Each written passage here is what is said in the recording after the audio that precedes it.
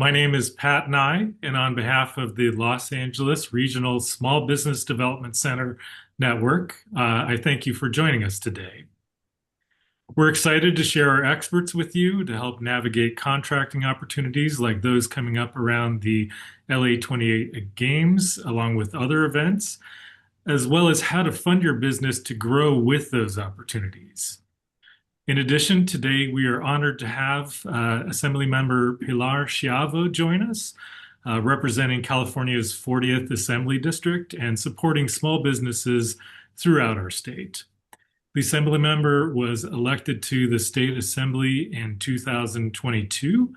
She is a former small business owner herself and a longtime advocate for working families. She has made supporting small businesses a priority, including fighting predatory lending practices that can trap entrepreneurs in a cycle of debt, while advancing resources, protections, and opportunities that help local businesses thrive. So with that, I'm going to hand it over to the Honorable Assemblymember Pilar Schiavo. Thank you. Thank you. Thank you so much, Pat. Really happy to be here and really grateful for the incredible work that SBDC does to support our small businesses throughout California and in our district. So for folks who don't know me, I represent the North San Fernando Valley and Santa Clarita Valley, where Six Flags is on the I-5. That's how everybody knows my district. But over the past couple of months have been, especially with talks of LA 28 advancing, I've heard from a number of businesses who are interested in figuring out how to get engaged. And I know the, public process can be complicated, and so really grateful for SBDC's work to break it down in bite-sized pieces so that people can really figure out how they can grow their businesses, and their businesses can benefit from great events like that and all of the other public contracting that the state and other public agencies do. We know that those public contracts and government contracts can be a really stable source of income for your business. And so very excited to hear about what the SBDC team has to help businesses prepare to publicly contract with any of those opportunities. And as much as getting all your ducks in a row is important to being competitive, it's also just as important to protect yourself from financing scams in the process. And so, I've been, as a former small business owner myself, I grew up in a family of small business owners, and have talked to so many people that are receiving calls and text messages about, quick, easy financing. You can get $300,000 cash, quick cash. And I was meeting with business owners here right in my office, and they were getting calls and text messages while we were in the meeting. And every business, room that I go into, I ask for people to raise their hands, and people are just being inundated by these kinds of financing that it can be really predatory and really ruin finances of small businesses. And so that's why I am authoring a bill, the Protect Small Businesses from Predatory Lending Act, AB 2116.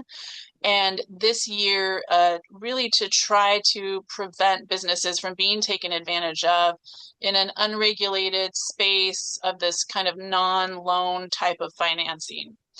An example is what would be called a merchant cash advance, where you receive this lump sum of money and then commit to a fixed percentage of your future sales and deposits. We have a woman who actually, Pat and I did a podcast with to talk about this issue. And she, coming out of COVID, had a very difficult time keeping her childcare business going. She was trying to expand. She needed some financing and went with one of these companies that had been calling her, and she thought she was signing up for a 13% interest rate, and what ended up being her interest rate was 235% interest. And so it was just impossible for her to pay it back. And they also sometimes have these really really what should be unlawful, which is why it's in our bill to be unlawful, restrictions around, like basically non-disclosure agreements that you can't talk about what's in the contract. So even if you wanted to go to your bank and get some help or different financing and talk about what you had agreed to, you're not supposed to. And there could be legal action taken. So we're taking all of that out of the process, making sure that these folks who have been operating in the shadows have to come into the daylight and really make sure that we are requiring them to register with the Department of Financial Protection and Innovation. Small businesses can know, so small businesses can know what their contract terms actually are and have the confidence to tell companies that they're dealing with they're legitimate and they're accountable. I am very, very grateful to my own chambers in our district, Santa Clarita Valley Chamber and the United Chambers of Commerce, who are supporting this legislation, and for the partnership with the Small Business Majority to work to get this law passed. So there's a couple steps that are still happening. We are hoping that it will get out of the Appropriations Committee. We find out tomorrow if that happens. And if it does, it goes to the Senate floor for a vote in the next week or so. And it has to be passed out of the Senate. And probably one more little vote on the Assembly side, and then sent to the governor's desk and signed by the end of September. So there's still a few, steps in the process. If you think this bill makes sense and you want to support it, please call your senators and assembly members, tell them to support AB 2116. And if our office can, be helpful, or you want to share stories with our office of your experience, please get in touch with our office and we're happy to talk with you. So I want to thank Pat again and SBDC for their work to support our small businesses. Looking forward to the presentation, and I will turn it back to you. Thanks so much. Thank you, Assembly Member. All righty. Well, that was very informative. Thank you so much, Pat and Assemblywoman Schiavo. And now we are going to have our first speaker coming up. From the SBDC, we have Dr. Tora Brown. Hello. Hello, Hi. Dr. Brown. How are you? I'm fantastic. How are you today? I'm doing pretty good. I'm just putting up your presentation deck right now. Do you Awesome. see it all fine? I see it. Does everybody see it?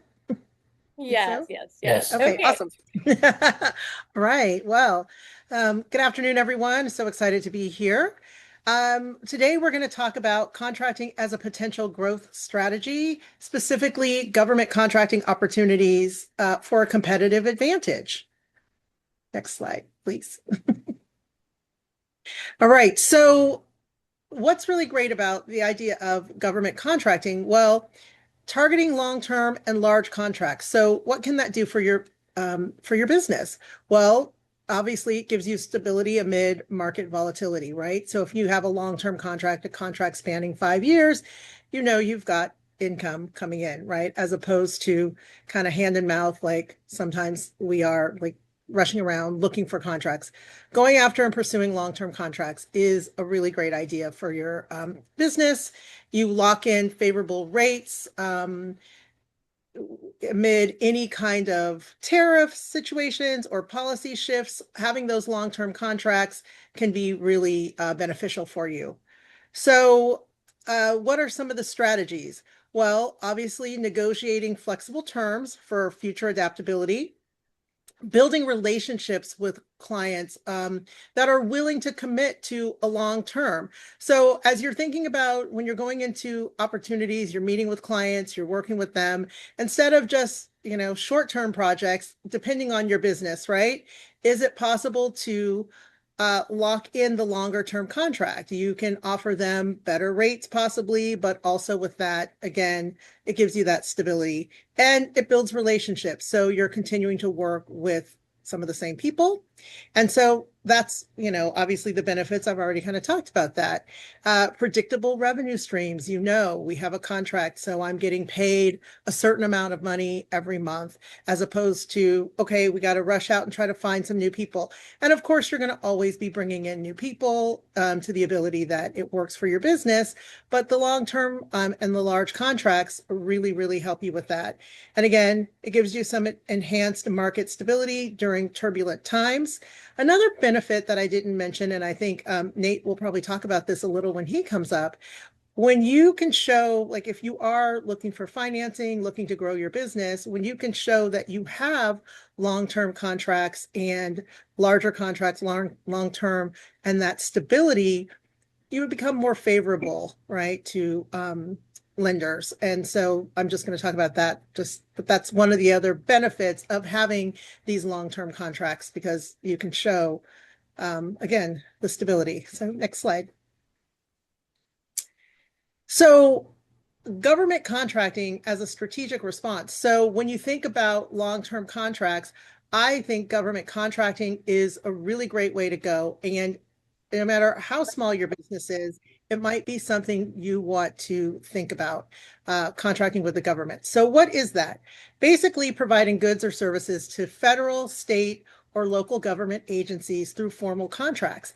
And when you think about federal, that's one, but the state, that's 50 new people that you can possibly sell. I mean, we're going to focus on California today, and that's where you'd start. But then, of course, at some point, you can branch out. And then when you think about the local government agencies, we've got the County of Los Angeles. Within the county, there's 90 cities. So there's a lot of opportunity just right here for you to do business, a whole bunch of new clients for you to do business with. And so that's really the reason why you would pursue government contracts. It gives you access to large, stable, and long-term demand. The government is constantly buying. They're in need of services. And it also, the thing that it does for you, it'll help you gain credibility and market presence and introduce you to a whole new group of people to market your business to. Next slide, please. So when we think of what are some of the key sectors, so you're probably thinking, well, could my business sell to the government? Absolutely. Education, if you do training and development, if you have even secondary education, primary education, pretty much any business that you are in, retail, local agencies, the federal, state, local agencies, are all purchasing goods and services. And when you think about it, they don't make those, like the things that they need, like school supplies, office supplies, and even school supplies, right? All of those things they purchase from somewhere, and they don't have someone in the office who's like running out to Walmart picking things up, right? They put out they put out a request for proposal, and they purchase in large amounts. So that's also what's great for your business, right? They're purchasing large amounts. Creative economy. What do I mean by creative economy? So media companies, we're in Los Angeles, so media companies, marketing, video, photography, right? All those creative industries, consulting, manufacturing, of course. Construction is one of the biggest, right? The agencies are not, the school districts aren't building the schools themselves. They're putting that out they're putting it out to bid, right? And they're getting a contract, and a construction firm is bidding on that.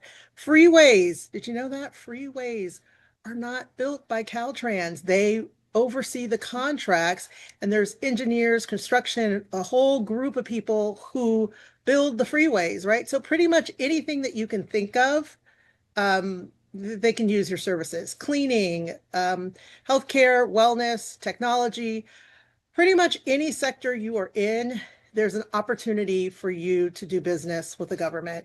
And I really, really encourage you to think about this as an opportunity to grow your business and to build large contracts. Let's see, what are some of the opportunities? Like I said, there's programs. They do have programs for small businesses, for veteran-owned businesses, for minority-owned businesses, and also for disadvantaged businesses. What does it offer you? Fixed price and long-term contracts, which again are going to offer really great stability for you as a business owner. Next slide, please.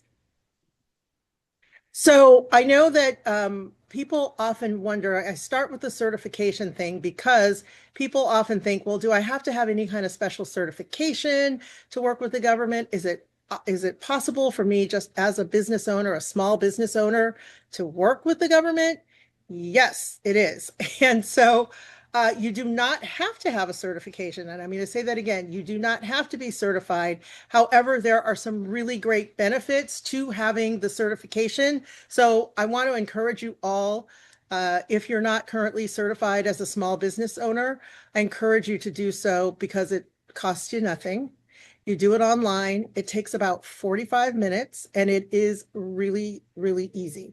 And so what do you need to be able to be certified as a small business enterprise with the state of California?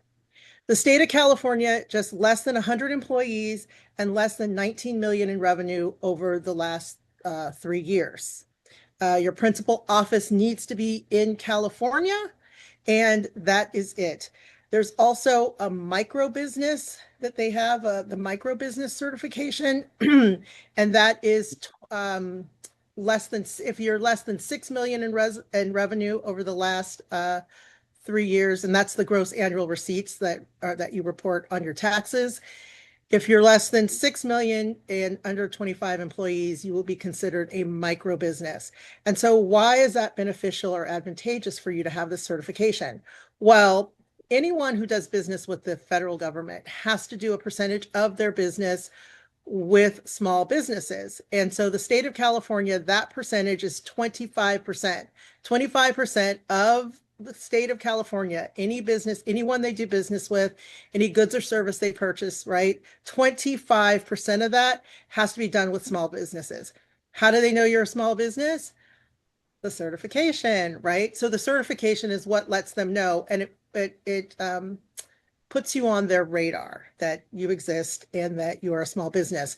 3% of their contracts need to go to micro businesses. So there's so much opportunity. And then there's a lot of other benefits. You get a bidding differential when you bid, which that's really great. So I always encourage people to start with the state of California certification. One, because it's really easy to do. There's, I think, 1,100 or so state agencies, right? So when you think about that, it's like 1,100 just agencies that you can do business with, and then the independent offices and all of that, depending on what your, what your goods or services are. But think about it. There's so many opportunities there to do business. So the state of California is where we start.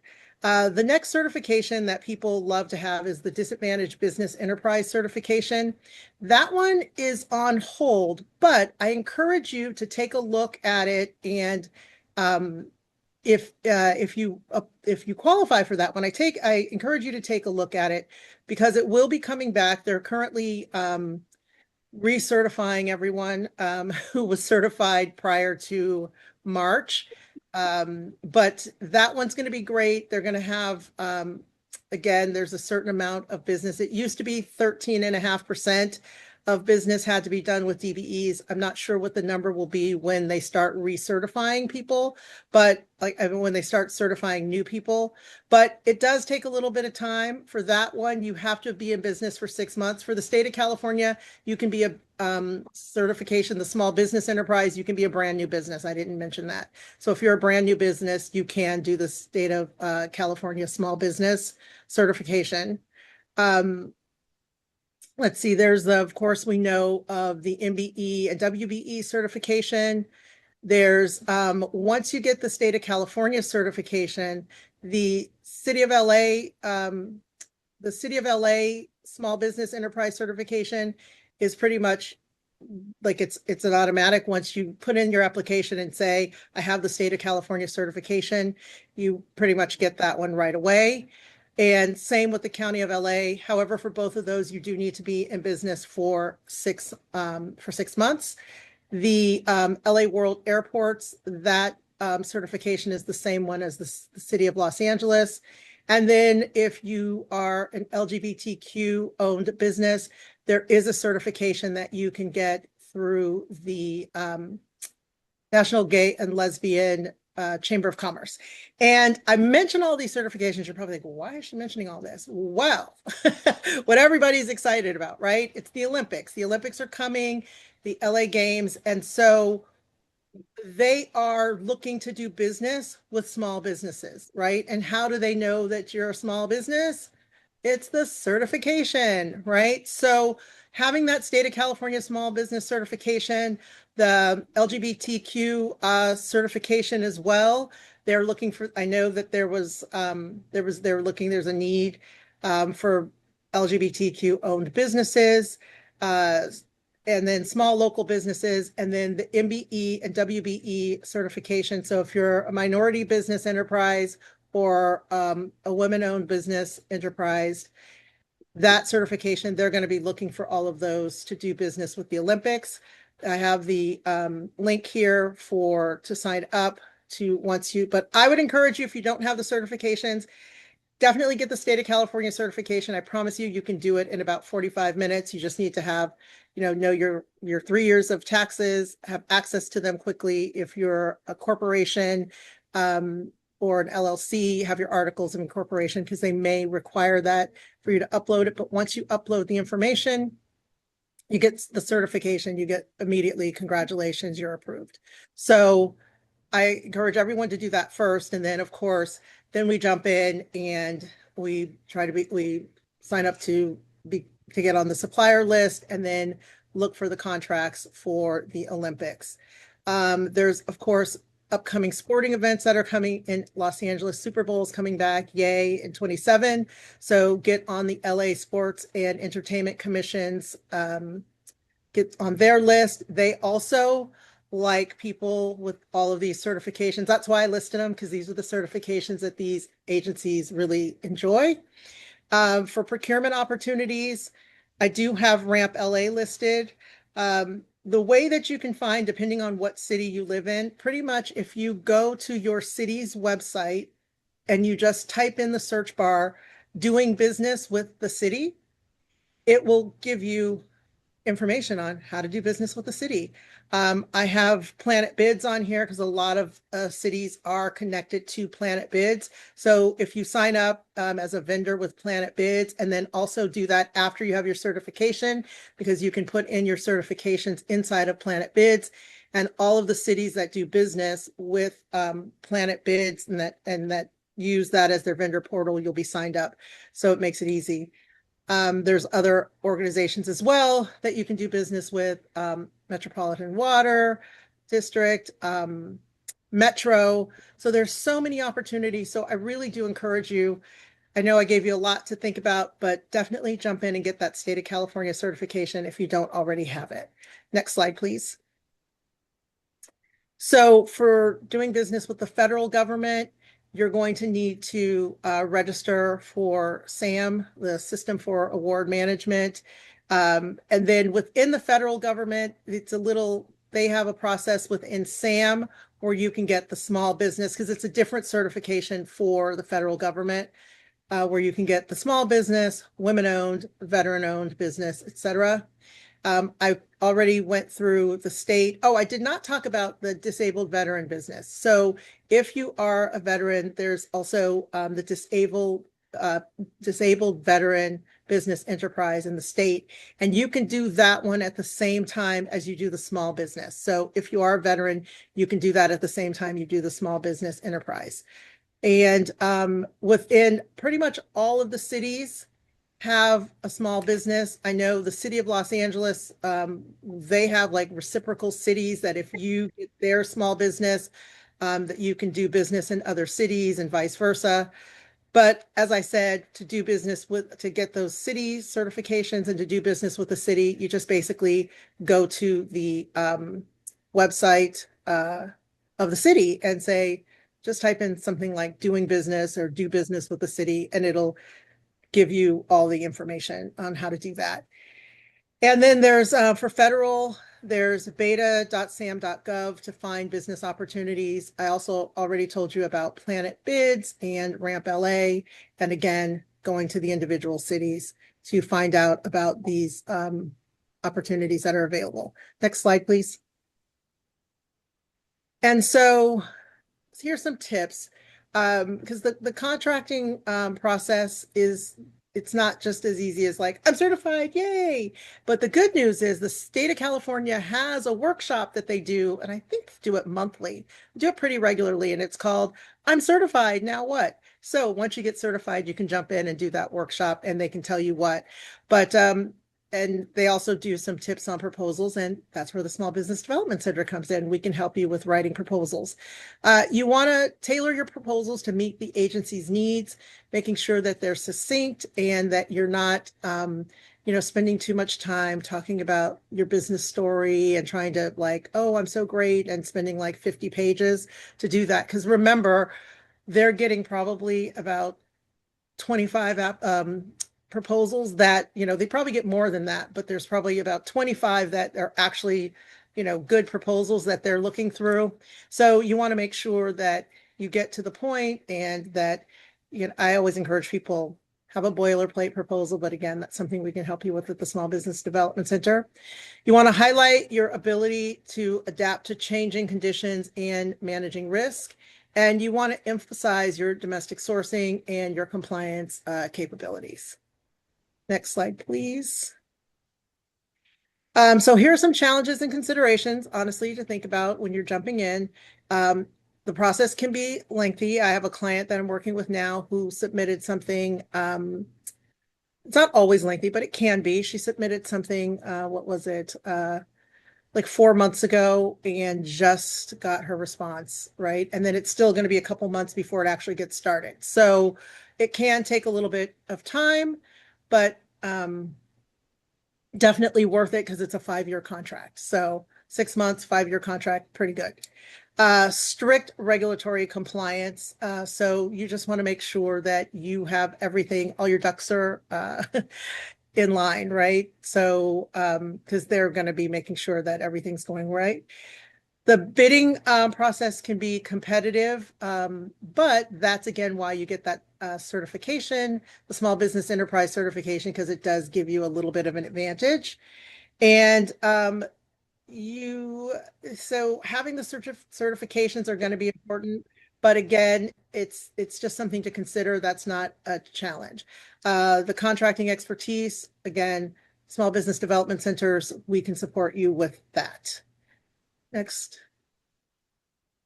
And so here's some resources for you to think about. The Small Business Administration, the SBA, their website has a lot of information on doing business, and for small business, doing business with the federal government. The Small Business Development Centers, we are here for you, and we're here to support you. Our services are at no cost, so that's wonderful. The Procurement Technical Assistance Centers throughout Los Angeles. For federal government, there's GSA schedule and industry events that they do usually twice a year. The state of California, Cal e-Procure is amazing. I like to be Nancy Drew, and you can go on there and you can find out anything. And I don't know if everybody knows who that is, but anyway, I like to do research and I like to investigate, but you can just go in there and you can see what's so great about doing business with the government. You can go on there and you can type in like, have they bought, I don't know, hot dogs, right? And they'll tell you like the last time they bought hot dogs, how much they paid for the hot dogs, when the next hot dog contract might be coming up, right? It tells you whatever it is that you're looking for. You can get all kinds of information. And that's really helpful too when you're creating the proposals. The City of Los Angeles Business Development Centers, the County of Los Angeles has a lot of opportunity. Metro has a Meet the Primes event that they do. The Los Angeles Urban League is helpful.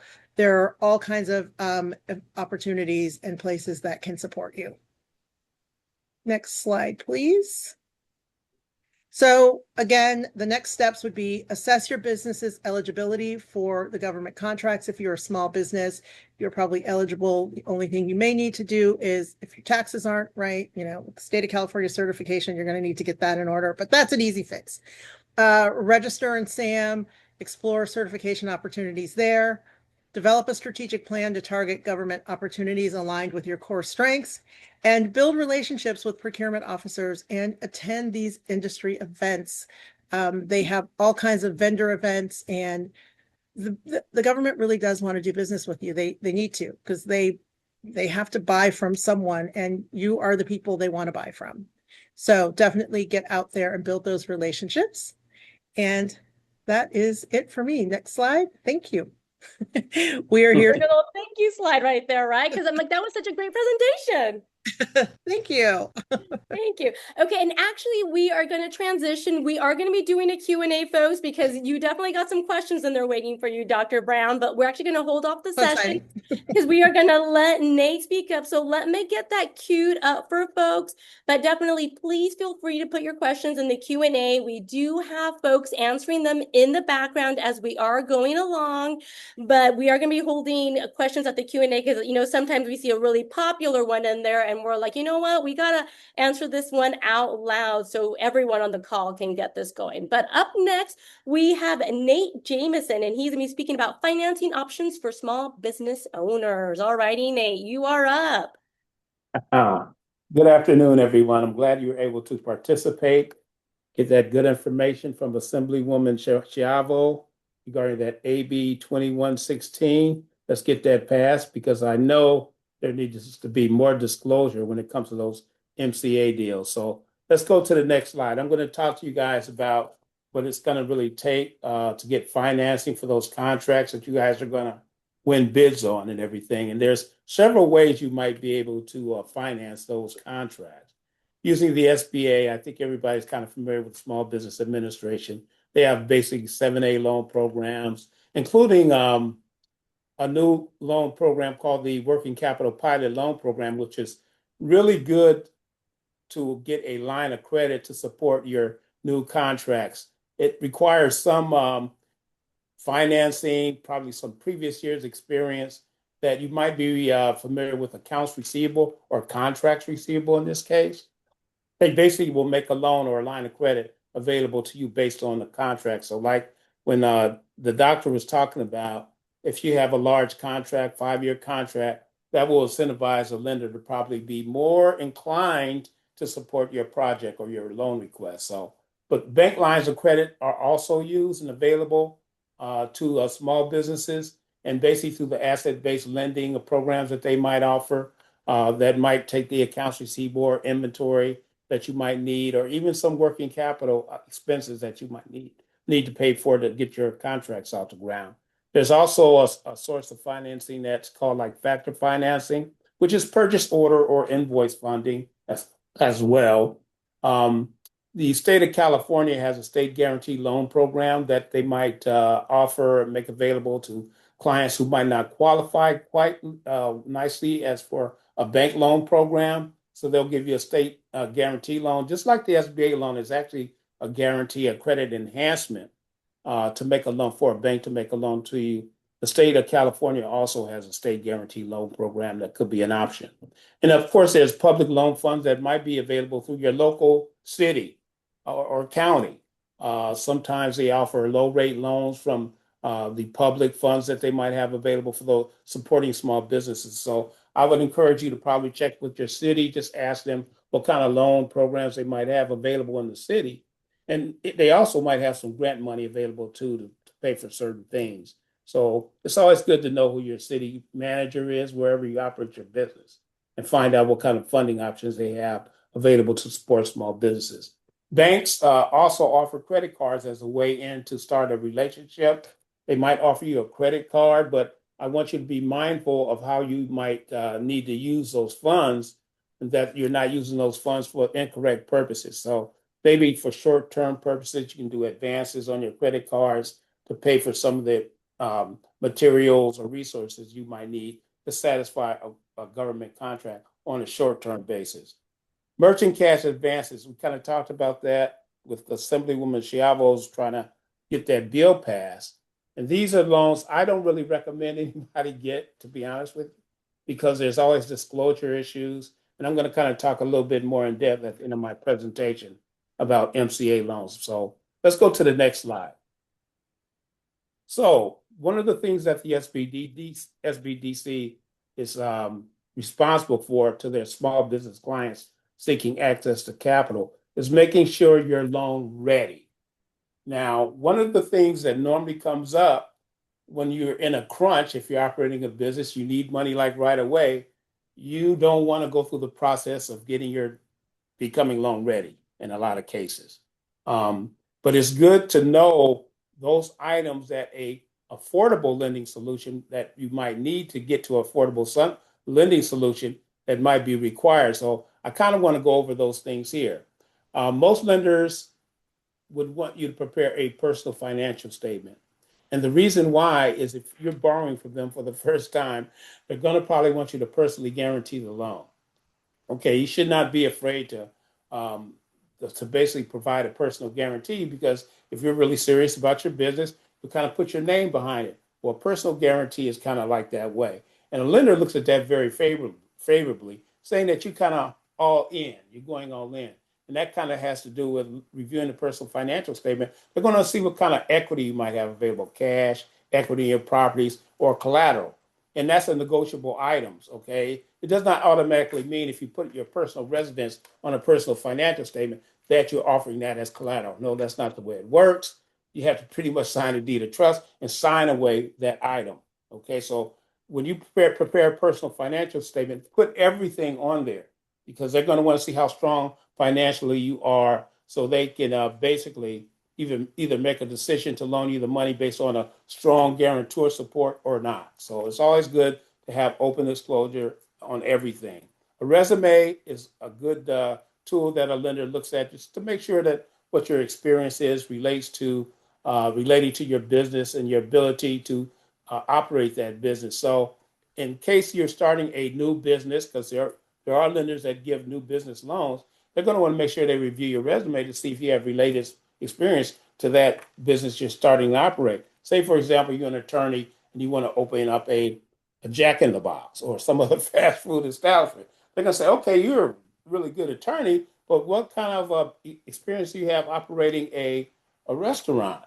So it's an easy comeback. You say, hey, I'm going to hire an experienced manager. You don't have to, although you might be engaged in operating the business day to day, you might be learning as you go, but you have the ability to know I'm going to hire the right people to work for me. So there's ways you can work around having weaknesses in your resume. A business plan is definitely required for all startup businesses, because they're going to want to make sure you have an idea of where you want this business to go in a year, 2 or 3 years down the road. So you need to have those a business plan prepared along with financial projections, and I'm going to talk about that as well. Personal credit report, that's the first thing they kind of want to look at, a lender wants to look at, see how you're handling your current debt obligations. If you've got a lot of bad credit, it's going to probably be hard for you to get an affordable fund lending solution, but that kind of gives them the first look at your character. How are you managing your debt obligations? So they're going to want to take a look at your personal credit. Now, what's become more important is the business cash flow. If you have an existing business, they definitely want to see at least 3 months of your business bank statements and your personal bank statements too, to look to see what kind of cash flow is actually impacting your business and actually your personal expenses, how you're managing your money, because cash flow is king. That's the primary source of how loans get repaid, by looking at your cash flow. One of the issues that we've been running into, especially after the COVID years, is income tax returns.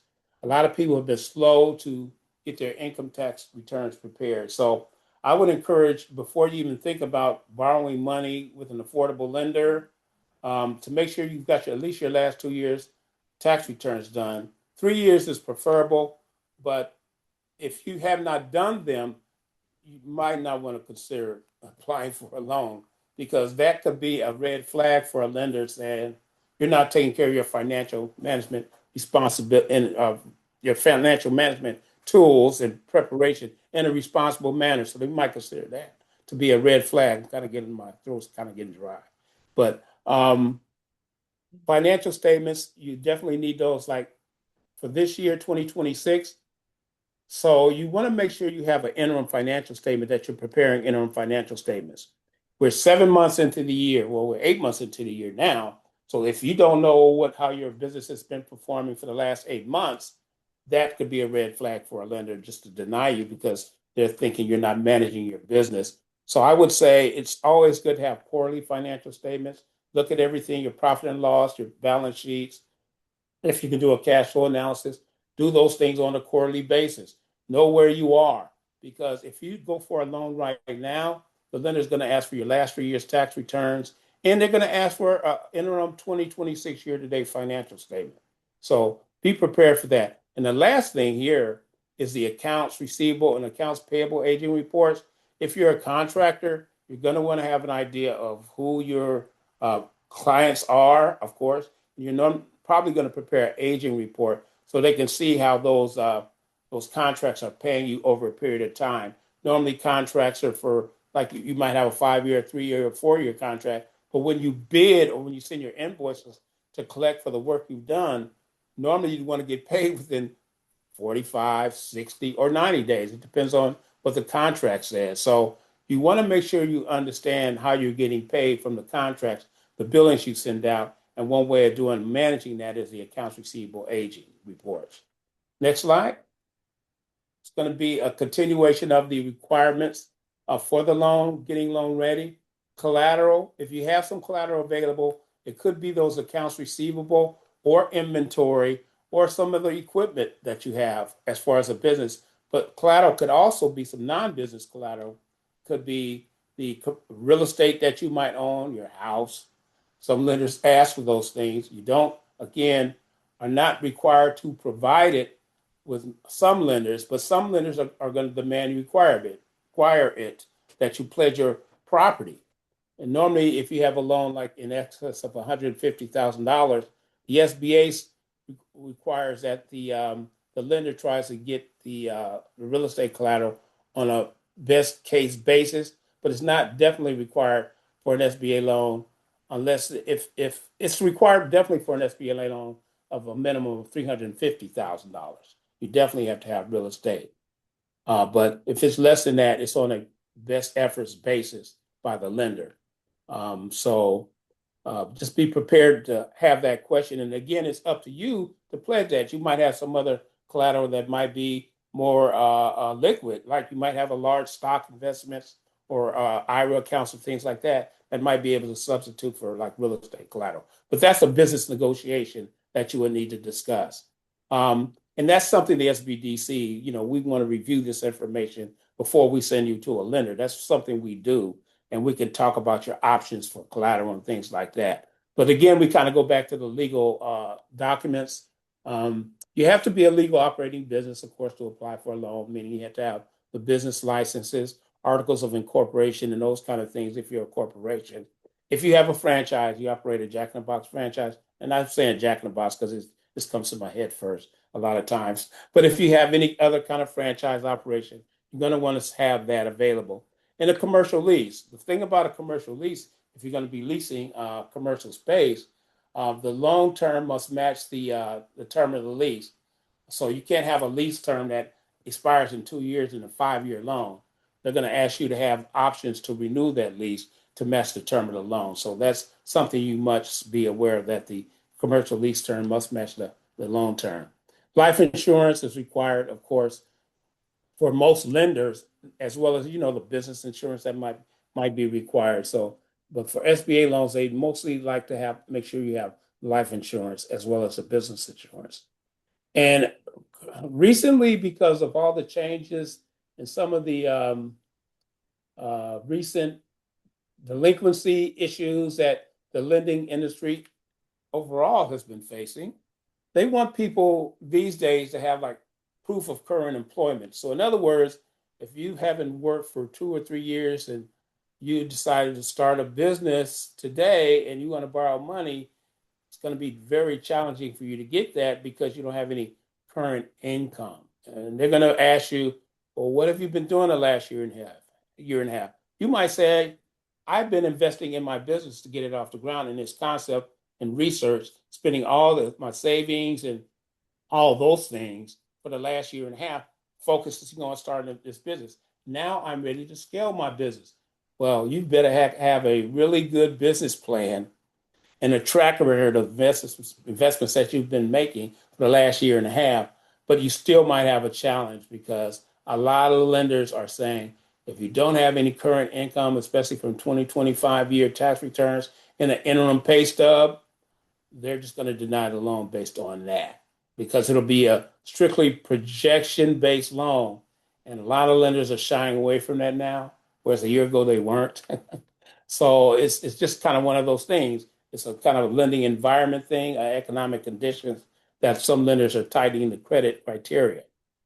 So try to hold on to your job. That's what I tell people. Hold on to your job if you can. Next slide, please. So what to avoid, and this is where it comes down to that MCA conversation. Loan programs that promise the following when applying. This is what I want you all to kind of think about. Get business funded within 24 to 48 hours. You might see that pop up on your email, hey, we can fund you. Apply online in minutes and get funded today. These are terms that those MCA lenders use, okay, to capture you. Because after all what I just told you guys about becoming loan ready, a lot of small businesses, unfortunately, I don't want to go through all that. I just want to go online and 48 hours, get money. Minimum monthly revenue required. They have like minimum monthly revenue requirements for you to have access to the money. No collateral required. These are terms, again, that you need to be aware of. Business line of credit. Everybody wants to have a business line of credit. And sometimes I have clients that come to me, they want a business line of credit. I ask them what you want to use the money for. They say, oh, no, I really don't know. I just want to have it available. Lenders don't like hearing that at all. Okay. So if you want a business line of credit, say, well, I just got a contract from LA School District for $200,000 over the next 2 years. That's what I want. That's a good start. Okay. So just have a reason for borrowing the money. Business bank statements required for review only to get approved. Some of these lenders are saying, send me your last 3 months bank statements. That's all, and I'll make a proposal for you. That's a red flag for an MCA loan. Okay. You really want to avoid anybody that is looking at your bank statements to monitor the activity there so they can see how much money they might be able to loan to you. And then you could be subject to making monthly payments or weekly payments or daily payments even. So again, it's normally for the MCA loans, minimum documents required for loan approval.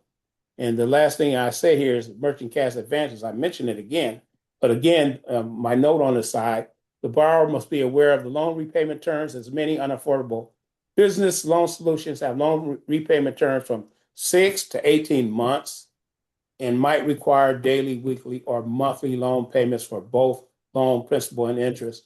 This is how you can get into a 200% loan based on an APR if they're debiting your account every day, every week. It's created a real big problem for small businesses. Borrowers must have a grasp of their business cash flow before accepting such expensive loan products. Now, for example, if you've got a contract, for $100,000 and you're going to deliver the service and get paid within 50 days, and you get a merchant cash advance, say, for $25,000, that you're going to need to pay your people because you can't wait 50 days to get paid. You got to pay your people every 2 weeks.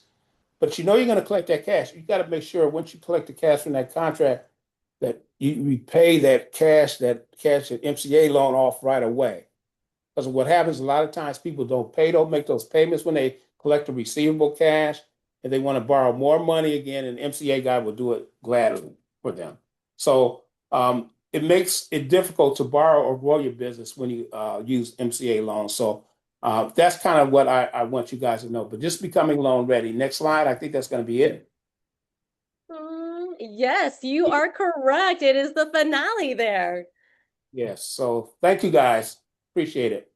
Yes, I'm just going to leave that up for a couple of seconds there. And I'm also going to go into the chat because I know people have been asking about contact info. So we're going to leave that up for a little bit. And if you are not yet a client of the SBDC, I'm going to highly recommend that you reach out to us. This way you can have a one-on-one session with us. And, you know, who doesn't love a little bit of a personalized communication, right? So let me put this up there while we get there. And as we're transitioning, because I know we are dying to go to the Q&A section as well. We have some questions going on there. So let me do a little stop share. All righty there. So let's see. And I think the first and foremost, the one that everyone has been asking, yes, folks, the slide decks will be sent out and also a recording will be sent out. So don't worry, you will be able to replay this at your leisure. Oh gosh, let's see. So for my panel panelists, do we see a question that is just a must that we need to answer because we see a lot of action happening here? Or I'm just going to pick one out random because, you know, I love being a little, you know, mischievous and putting people on the spot over here. Oh, and here's an interesting one. Are there contracts for solar installations? Like, I was like, how do we find out about these things? Like, what's our best resource about like contracts? Like, where do you find out about contracts? So for solar resources, yes, I actually remember seeing one recently. As I mentioned before, the best place is Cal eProcure. So just go in there when you go to that website and link. When you click in the link, do a search, and there's a place where you can search for current proposals and current requests for proposals. And there's also a place where you can also request for you can search for things that they're just looking to purchase that are not just for going out for bid for proposal. And then also the cities, each individual city, as I said, remember doing business, going to the city website, click doing business with the city. And then once you get to that page, most of them will have a place where you can do a search. And so you would just search solar, right? And it would come up and let you know, or search whatever it is you sell or whatever your service is. You do training and development, you put training and development, you know, you do videography, you put videography, and whatever it is, you can search it. So it makes it really easy. Ooh, I love the search feature. I'm not gonna lie. Like I like, you know, coming up with those keywords, right? And then I'm just also gonna mention that in the chat, Grayson also dropped in about support for AB 2116. We do have a URL in there if you want. I just wanted to mention that because, you know, while we're live, people have access to those links in the chat. So I said, go ahead and read in the chat. We got some info. And while you folks are doing that, I'm gonna have another question that I'm gonna throw up to our panelist over here. And Nora is asking, how can I be a woman-owned certification? Or maybe what she's trying to say is, how does she go about doing a woman-owned certification? Okay, so that I would say go to supplier, what is it, the supplier clearinghouse. They're the ones who are doing it the quickest. They're getting it back. The last client I did, she got hers back in 2 days. Some of the other agencies that do it, it's taking a little bit longer. There's no fee. I know there are places that tell you they will charge a fee. They are not charging you the fee for the certification. You're either paying for the service of them helping you with the certification, or you're paying for membership into their organization. The women-owned business enterprise certification, there is no cost. You need to be a 51% owner. The owner, the actual owner of the business needs to be 51% female owned. So that's if you have 3 women that own it and they make up 51%, right? But it needs to be 51% of the ownership. Hold on. Is it the women's business centers? Is that where you can go and get that kind of help maybe too? I mean, you can get, I mean, yes, if you needed help with it, yes, you could go to one of the women's business centers. You can go to the small business development. You can go to the Small Business Development Center. We have people that can help you. And I said I'm still back in the day, I called it PTAC. It's actually now the Apex Accelerator. They just rebranded and I am still stuck on their old name.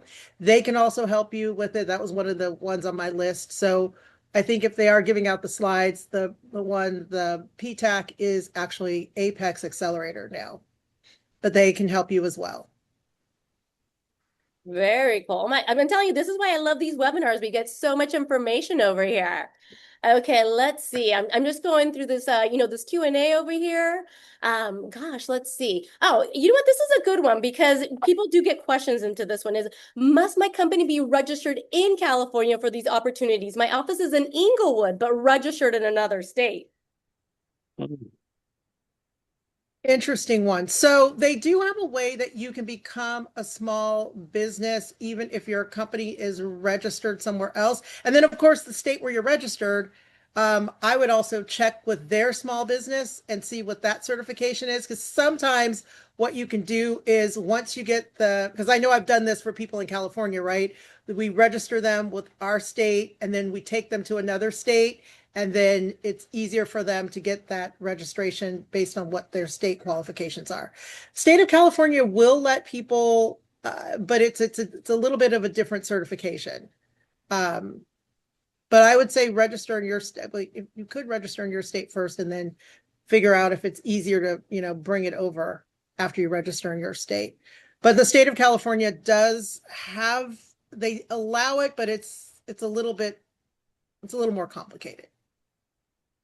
Yes, yes. That's why we always say contact the SBDC. I'm just going to put that information in there again, because we say, this is a very top line view. I'm also looking at the time and we're about to get into there, but definitely. And I also saw another one asking about the LA games. Those are still happening. We actually do have a dedicated URL for that, if that's something that you're particularly interested in there again. And as I'm looking for that, do any of our presenters, panelists want to give some information before we head out for the afternoon? I mean, because I can throw another question your way if you guys want. I did put in the link for the LA Sports and Entertainment Commission, Business Connect. I put that in the chat. I put that link in, and then I think they did put the LA Games link in as well. Yes, because look, the very cool thing about being the LA Regional is we can connect you with your local. We're a big network. That's what we tell folks. So yes. We are Los Angeles, Santa Barbara, and Ventura County. So anywhere in the Los Angeles area, please contact us and we can help you, no cost. Your tax dollars at work. Gosh, I feel I'm sad, guys. I'm gonna have to let you go right now.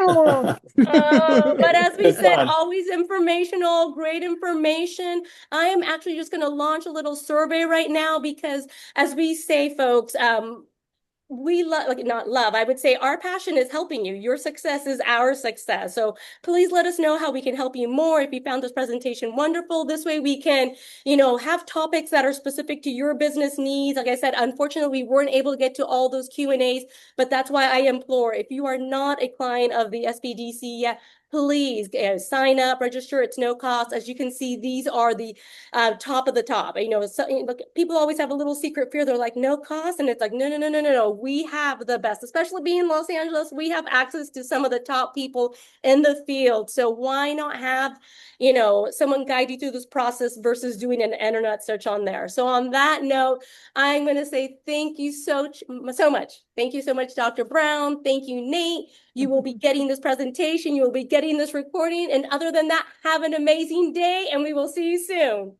Bye, everyone. Bye, everybody.